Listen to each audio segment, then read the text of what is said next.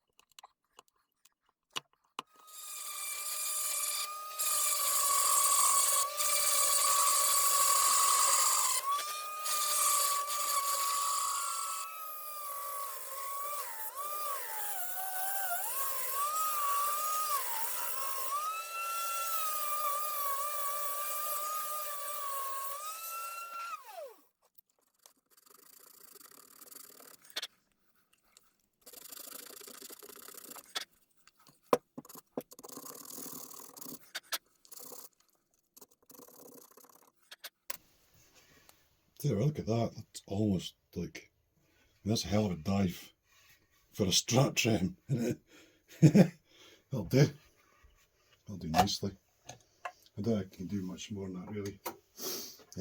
Not without removing the shelf and everything, which I've no plan on doing. So, yeah, I think I'll call that a win. Yeah, happy days. Aye, just a quick one. Don't see it on the camera, it's hard to pick up, but you might see that it's bent like a banana. I'm trying to aim for the lens of the camera to try and show you. But yeah, it's really bowed, like it's got a serious amount of bow in it. With gap at that end, a big gap at that end. It's very, very, very, very bowed. I did try to pull it straight with the truss rod. Truss rod went ping, so the weld's probably snapped, so I'll have to have a look. I'm going to get the fretboard off and have a look at the truss rod, but I think the neck's pretty much toast. And I suspect it's the U wood. I was taking a chance using it anyway, but I don't even think carbon fibre rods could fight that. That's too much. So I'm just going to scrap. I'm going to try and get the fretboard off, because I'm curious, but I'm going to make a new neck. I'll just do it off camera. I've got loads of maple, I've got mahogany, and I've got ash and stuff, and they're all known to be really stable. I've had no problems with any of them. So yeah, neck, majorly bowed. Truss rod broke trying to get it undone. But yeah, that's coming on now. That's where I'm at just now. I've got to obviously thin this down, thin the headstock down, sort of heel, carve it, radius it. Still plenty to do. But in the meantime, I'm going to do something with the body first. So we had this idea of, well, he fancied this, that we'd try a three-way blade switch. Because there's a definite lack of space in the cavity with having the pots, the wood layout is, you know, and he didn't want the switch back here. So we were trying a blade switch up here, but it was way too close to the pots. It was absolutely shocking. it was just no way it was going to work. And I had to do right the recess in the back for the blade because it's quite a thick top. But I filled down with super glue and sawdust, and then on the top I drew a raggedy shape, which I then used the Dremel router to take out, and then I lined it with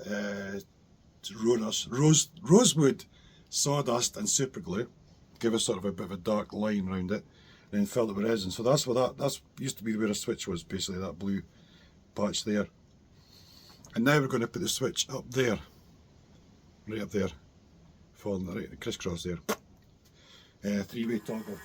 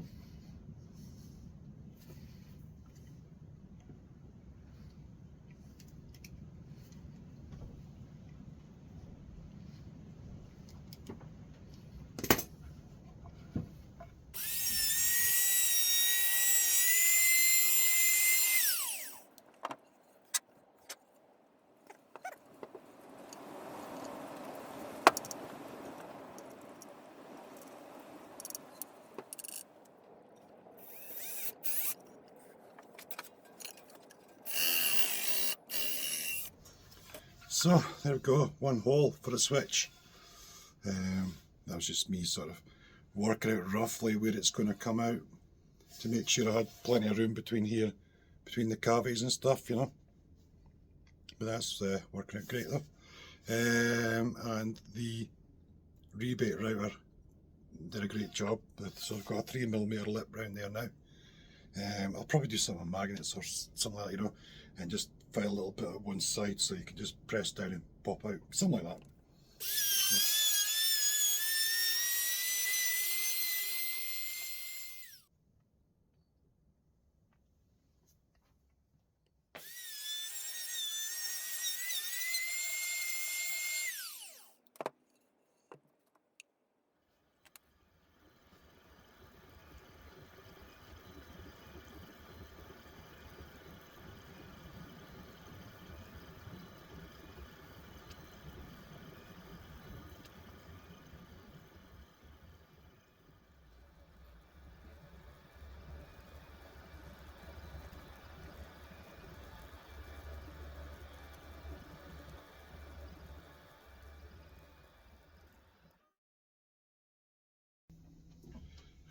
So Shazam, one new neck, all carved and everything.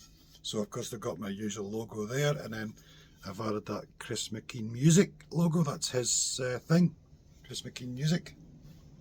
But yeah, this is lovely, lovely jubbly. It's just finished sanding, really, tightening up and things. That's all go with that. So that's doing great. The other thing I did, of course, was I deepened the neck, I deepened the pockets a little bit. I forgot to film that bit, but all I did was just took the fret saw and just cut a slot.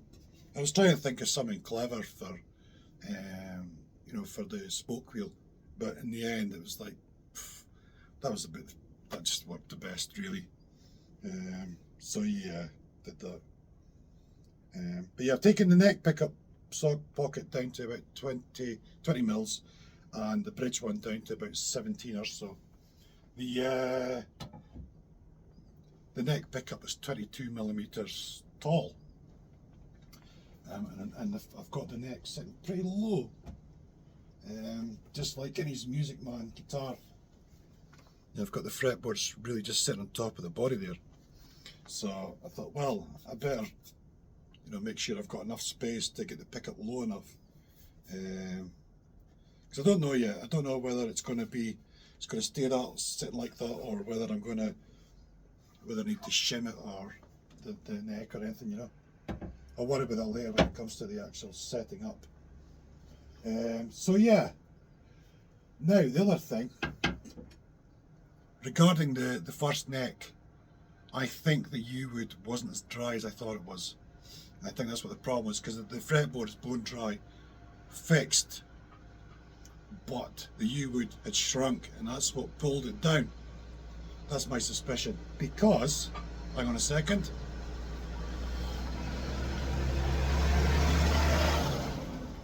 farmers, the cavity cover that I'd made ended up about 2 or 3mm smaller than it was. I was like, I couldn't believe it when I seen it, eh? And that made me suspicious, because most of the guys with all the mahogany and that, it's been dry stored for years in this place. It's it's well, and I mean, it was already dry when he got it. It was properly dried out and slabbed and everything when he bought it years and years ago, and then it's been stored in a really, really dry environment all the time. So I assumed the U was the same, but don't think it was.